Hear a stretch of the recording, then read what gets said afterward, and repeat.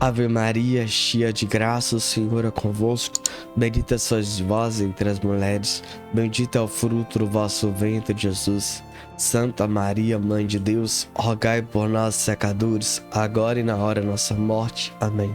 São Padre Pio de Pietrelcina, intercedei por nós. Olá, caríssimo, paz e bem, Deus abençoe, que alegria de você conosco. Você precisa rezar. Caríssimo, nós precisamos entender de fato o que é a oração. Quais os frutos a oração produz em nossas vidas?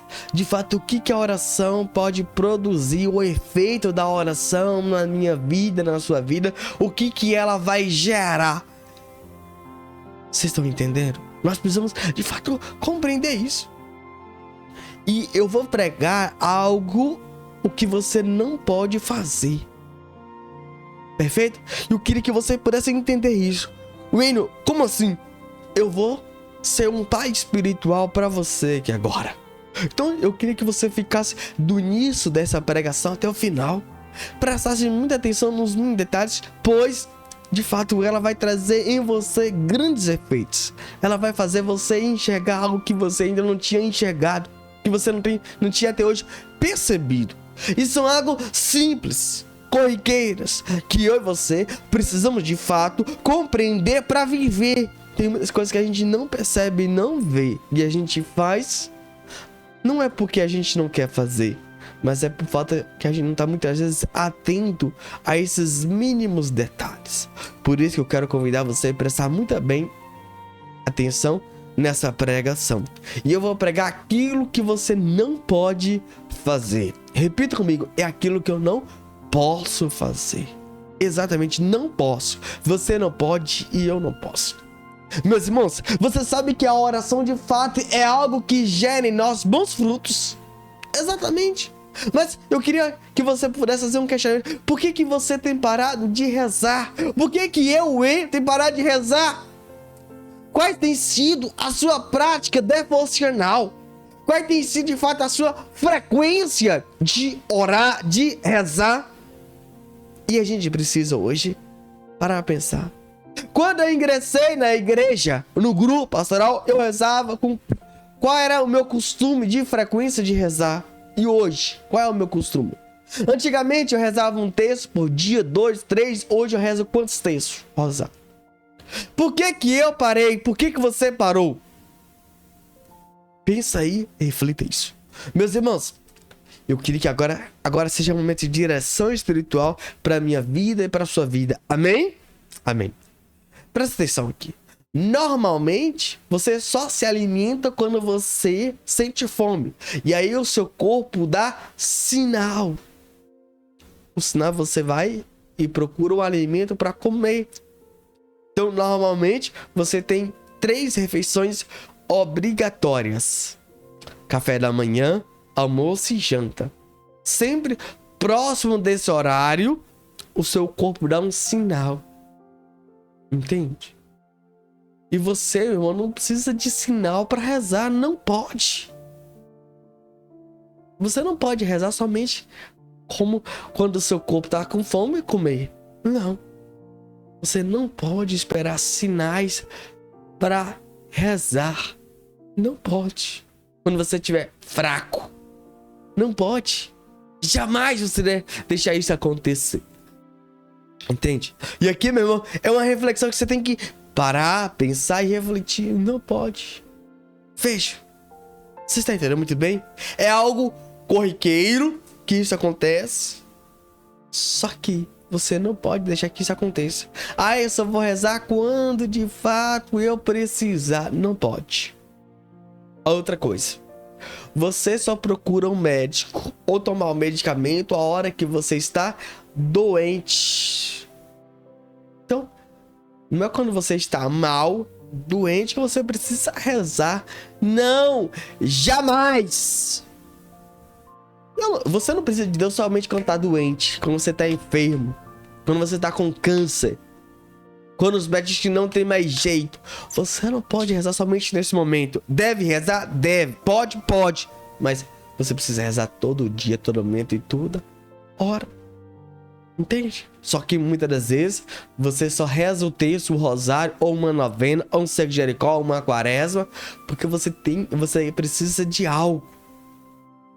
E você não pode somente rezar porque você precisa de algo. Entende? Você não pode, eu não posso e você não pode. Nós não podemos. Entende? Outra coisa.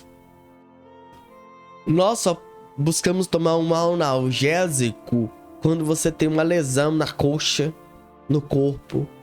Aí você toma um analgésico, um remédio para aliviar a dor do seu músculo. Aí você toma aquele remédio para aliviar aquela dor, para que aquela dor seja acessada no seu músculo do seu corpo, numa parte do seu corpo, certo?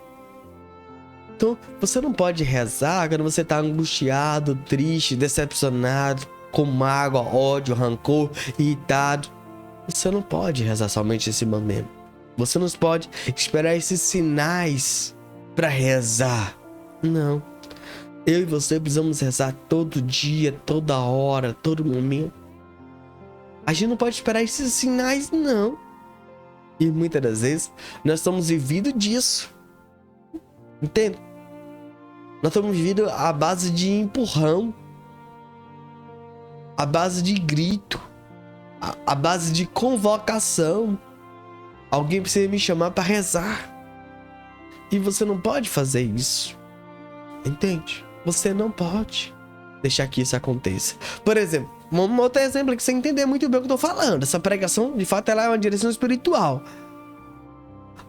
A pessoa que tem um carro ou uma moto, ela só procura o posto de combustível a hora que no painel lá mostra vermelho. Ó, a gasolina tá acabando. Se você não parar, você não abastecer, não encher o tanque novamente, daqui a pouco eu vou te deixar você na mão. Entende? Aí ela vai e procura o posto de combustível, aí abastece. Então muitas vezes é assim: ah, eu não tô bem, as coisas não vão bem, tá dando tudo errado na minha vida e tal. Eu busquei fazer uma prova e não passei no concurso, então eu tenho que rezar. Ah, eu quero ingressar no emprego, eu quero colocar currículo em tantas empresas, até hoje nada consegui, então eu vou ter que rezar. Ah, eu pedi meu patrão aumento de salário e ele não aumentou, então eu vou ter que rezar para ver se ele aumenta. Querido, você não pode esperar que dê um sinal, de alerta, que está vermelho para rezar, não. Você pode rezar por isso, motivo? Pode, tudo bem, faz parte. Mas você tem que rezar todo dia por amor. Tá faltando uma geração de um povo que reza por amor, você precisa rezar. Só que eu e você não estamos rezando como deveria. A gente está rezando através de requisitos. Eu estou rezando à base de requisitos. E muitas das vezes assim tem sido eu e você. Entende? O que é a oração para você? Não, eu só rezo quando eu preciso alcançar uma cura. Eu só rezo quando eu preciso alcançar um milagre. Eu só rezo quando eu preciso alcançar uma libertação. Eu só rezo quando eu preciso de Deus. A hora que eu não preciso, eu não rezo. É um amuleto. É um amuleto pra sua vida. Qual é o olhar que você tem pra oração, pro texto, pro rosário, pra via sacra, pro ofício, pra novena, pro cego de Jericó, pra quaresma? Qual é o olhar? Entende? Você reza por amor ou não? Você reza pra você ficar próximo de Deus ou simplesmente pra usar Deus? Que muitas vezes você tem usado. Como assim, Wayne? Como assim?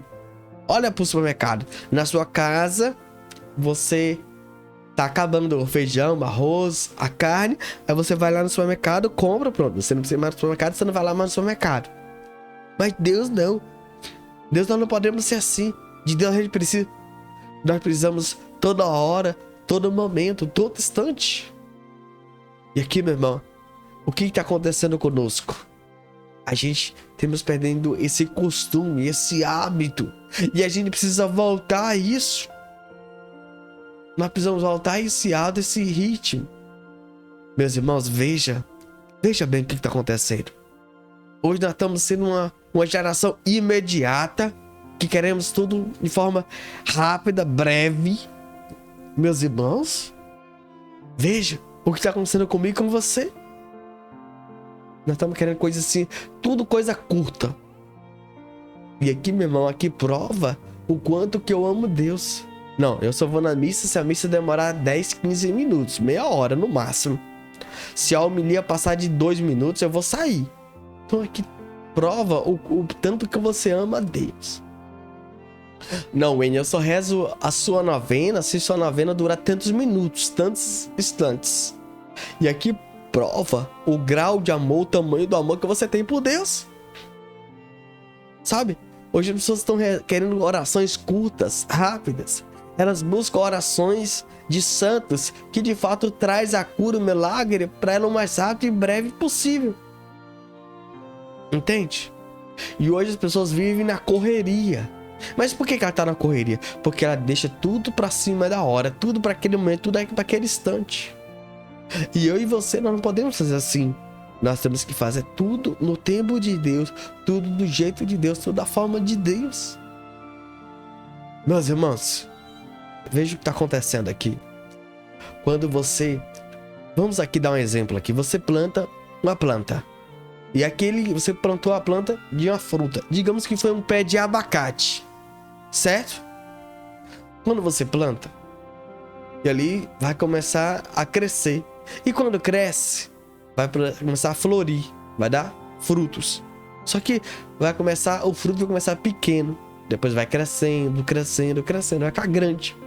Só que quando ficou grande, você não pode cortar. Você tem que esperar ele amadurecer.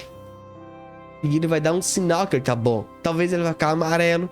Talvez ele vai ficar bem verde. Eu não sei, mas ele vai ficar mole. Ele tava duro. Agora o fruto vai ficar mole. E esse fruto mole, simplesmente que ele já chegou no ponto de comer. No ponto de você saborear, de você degustar, de você poder partir o fruto. Se você partir ele verde, você não vai poder comer, saborear. Entende? Existe um tempo, um momento para aquilo. Um tempo para esperar. Só que aí nós estamos ansiosos. E você sabe que ali naquele fruto do pé de abacate você precisa regar todo dia. Entende? E precisa do sol. E o sol é aquilo que vai fazer que o fruto possa gerar, ficar bom. E tá faltando isso na minha vida e na sua vida. Sobre a oração. Meus irmãos, você precisa passar por esse momento. Quanto tempo você vai rezar? Eu não sei. Quanto tempo vai durar? Eu não sei. Mas é o tempo de Deus. E você precisa passar por esse tempo, por esse processo. Você precisa rezar. Chega de querer isso pra ontem. Essa frase não cabe. Você dizer isso pra Deus. Deus, eu quero as coisas pra ontem. Muita gente quer dizer isso pra Deus. Entende? Nós não podemos. Quantas vezes você chega em uma pessoa e fala assim: ah, eu queria tal produto, só que eu queria pra ontem. Você tem? Entende? Isso é uma forma de você pressionar uma pessoa que você quer que ele trabalhe pra você, ou uma empresa, um comércio. Você tá entendendo? E aí você acaba pressionando, ele acaba agilizando para conseguir aquele produto porque ele quer vender. Mas Deus não é a base de pressão. Não adianta você pressionar Deus, que você não vai conseguir nada. Entende? Com Deus as coisas é do jeito dele, da forma dele. Entende? Então aí você precisamos rezar, orar, sempre, continuamente. Mas se eu rezo 10 anos, 20 anos, 30 anos, não alcancei a graça, a cura, continue rezando. É um processo. Deus sabe o que é melhor pra mim e pra você. Deus sabe o tempo certo, a hora certa. Entende? Tá faltando em nós isso. É rezar. A oração. Quais têm sido os seus hábitos, seus costumes? Quanto tempo você tem rezado? Entende? Quanto tempo você tem visitado a igreja, o templo, o sacrário? Quanto tempo você tem rezado o texto? Quais tem sido a sua frequência? É dia sim, dia não? Que eu e você possamos parar, pensar e refletir sobre a oração. Veja, tá na hora de você e eu voltar a rezar. E a rezar, de fato, de forma melhor. Dar o nosso melhor para Deus. Eu não sei como que você tem rezado, eu não sei como é que você tem preparado, como é que você tem se organizado, se tem sido de qualquer jeito, de qualquer forma, mas você precisa rezar. Você precisa de fato procurar estar diante de Deus, estar diante do Senhor Jesus. Então eu convido você, meu irmão, minha irmã, rezar. De fato, de forma contínua. E lembre-se de uma coisa. Você não deve rezar somente quando você está doente. Você está sentindo algo. É todo dia, é toda hora. Você não deve rezar somente quando você está com sede, você bebe água. Não. Todo dia e toda hora. De forma contínua. Então a partir de hoje, que eu e você possamos rezar. E a oração, lembre-se, me aproxima de Deus. E é você que precisa de Deus, não é Deus que precisa de você. Lembre-se disso. Lembre-se disso. Pare de procurar orações rápidas, orações breves, orações eficazes. Todas elas são eficazes. Mas reze com devoção. Reze com piedade. Reze com fervor. Reze com amor. Eu e você precisamos rezar. Todos nós vamos de fato buscar estar em oração contínua com Deus. Eu e você precisamos rezar. Eu e você precisamos falar com Deus. Então vamos a partir de hoje nos colocar na presença desse Deus que tudo pode fazer e realizar na minha vida, na tua vida. Vamos rezar. Amém? Nós vamos ler agora o relato que nós retiramos do nosso próprio site. Presta nesse relato que vamos ler a partir de agora, por favor. Padre Pio se considerava um prisioneiro inocente da oração. Entretanto, Padre Pio passava os seus dias dedicando-se sobretudo à oração. Sofria terrivelmente naquela situação. Confiou ao seu superior: sou um prisioneiro inocente. Só agora compreendo como e quanto são maiores as penas dos prisioneiros inocentes, em comparação com as que sofrem os verdadeiros prisioneiros, que o são por culpas cometidas. Porém, não se lamentava. Escreveu Padre Rafael no seu diário. Nunca fez a mínima queixa durante os 2 anos daquela dura prova. Como de costume, mostrou-se sempre dócil, humilde, obediente e paciente com todos. Os que procuravam, de algum modo, confortá-lo, nunca lhe ouviram uma queixa, nem a mínima revolta contra as autoridades. Tratava-se, para ele, da vontade de Deus.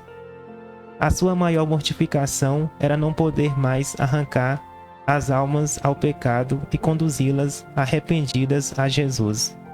Era não poder mais guiar as almas separadas do mundo e que dele costumavam receber direção espiritual.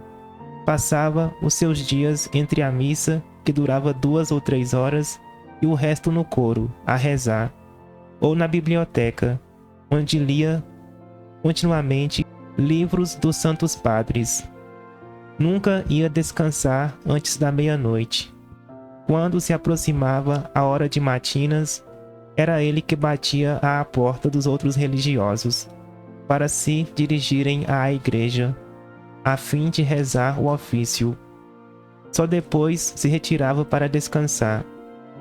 Livro Padre Pio, um santo entre nós. Página 384.